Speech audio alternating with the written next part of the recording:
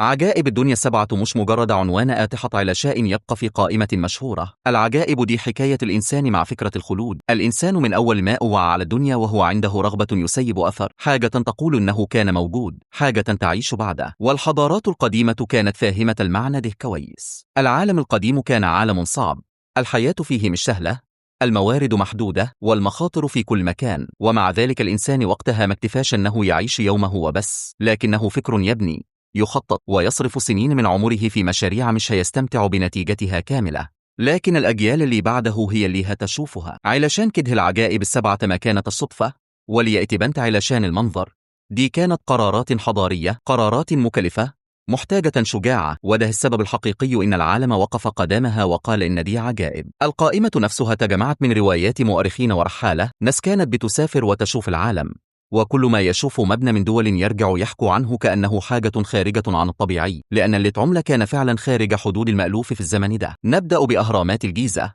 لأنها الحالة الأوضح لفكرة العجيبة. الأهرامات أتبنت من أكثر من 4000 سنة في زمن الإنسان فيه ما كانش عنده غير أدوات بدائية جدا، ومع ذلك المشروع اللي يتنفذ يعتبر من أعقد المشاريع الهندسية في تاريخ البشرية. ملايين الأحجار، كل حجر وزنه ثقيل، تم قطعه ونقله وترصيصه بدقة من غير آلات حديثة، من غير محركات، ومع ذلك النتيجة مبنى متماسك لحد دلوقتي، وزواياه واتجاهاته محسوبة بشكل مدهش. الأهرامات ما كانتش مباني عشوائية، اختيار المكان، اتجاه البناء، زاوية الميل، كل تفصيلة ليها معا، وده يدل على علم متراكم وتجارب سابقة، مش شغل عشوائي ولا صدفة. كمان لازم نفهم أن الأهرامات كانت جزء من نظام كامل، نظام إداري وتنظيمي، آلاف العمال، تقسيم شغل، جداول زمنية، توفير أكل وسكن، وده معناه أن الدولة نفسها كانت قوية وقادرة تدير مشروع بالحجم ده. فكرة الهرم نفسها مرتبطة بعقيدة الخلود. الملك مش مجرد شخص بيموت، الملك رمز لاستمرار الدولة، والبناء ده كان رسالة واضحة إن الحضارة دي فاهمة معنى الزمن. بعد الأهرامات ننتقل لحدائق بابل المعلقة، واحدة من أكثر العجائب اللي قصتها معقدة. الوصف اللي وصلنا عنها دايما بيركز على التناقض، خضار ومياه في قلب أرض جافة، نباتات وأشجار في مستويات عالية.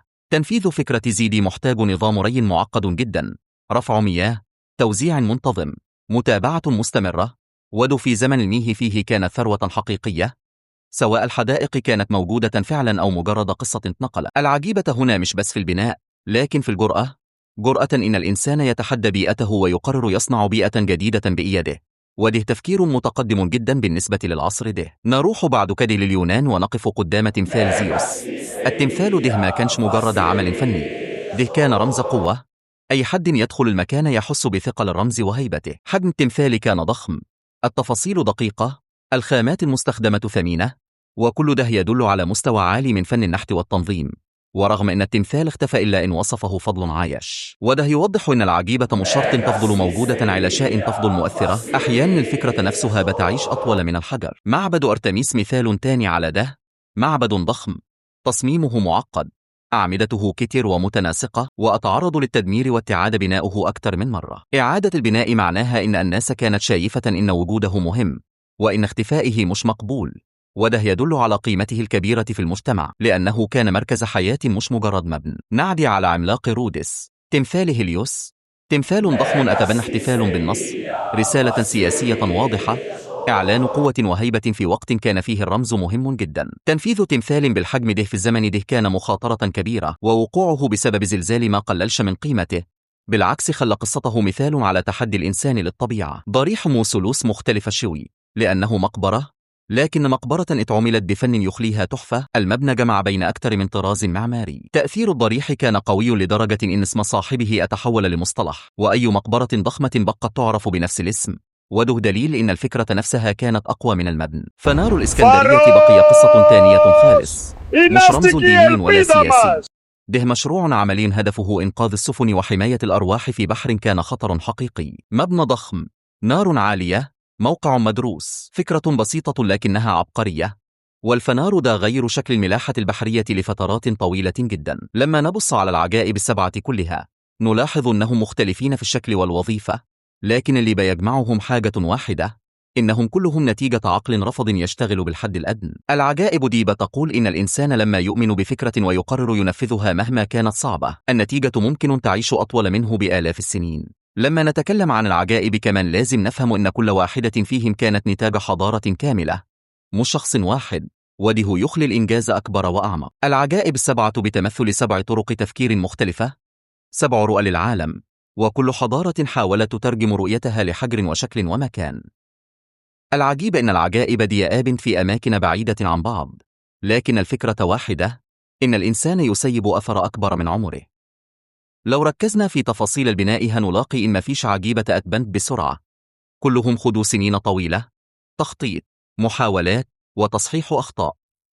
نرجع للأهرامات من زاوية الناس اللي اشتغلت فيها، آلاف العمال، حياتهم كانت مرتبطة بالمشروع ده، وده يوضح قد إيه المجتمع نفسه كان منظم. حدائق بابل بتمثل فكرة السيطرة على الطبيعة، إن الإنسان يعيد تشكيل البيئة اللي حواليه حسب رغبته، وده تفكير جريء جدا. العجائب اليونانية بتمثل تقديس الجمال والفن، لأنهم كانوا شايفين إن الجمال جزء أساسي من الحياة. عملاق رودس بيمثل الجرأة والمخاطرة، ضريح موسولوس بيمثل الرغبة في الخلود الشخصي، وفنار الإسكندرية بيمثل العقل العملي. كل عجيبة فيهم بتمثل جانب مختلف من الإنسان، وده اللي يخلي القائمة قوية ومش متكررة. العجائب دي بتفكرنا أن التقدم مش خط مستقيم، الإنسان زمان وصل لحاجات عظيمة، وبعضها اختف وبعضها فضل، لكن المحاولة نفسها عمرها ما وقف. وأهم درس من عجائب الدنيا السبعة إن العظمة مش مرتبطة بالعصر ولا بالتكنولوجيا، مرتبطة بالفكرة والإصرار. لما نقارن بين العجائب القديمة والمباني الحديثة؟ السؤال مش مين أكبر، السؤال مين كان أجرأ في التفكير. العجائب كانت مخاطرة، مجهود، وتكلفة، ومع ذلك الحضارات دي قررت تمشي في الطريق الصعب علشان تسيب أثر. وفي الآخر عجائب الدنيا السبعة مش قصص من الماضي وبس، دي مراية بنشوف فيها الإنسان لما يقرر يعمل حاجة بكل طاقته. ولو رجعنا الزمن تاني، يمكن العجائب تختلف في الشكل، لكن الفكرة هتفضل واحدة: إن الإنسان دائما عايز يقول إنه كان هنا. اختار العجيبة اللي حسيتها الأقرب للعظمة، وسيب رأيك، لأن القصص دي لسه مفتوحة، ولسه فيها تفاصيل وأسرار كتير تتحكي.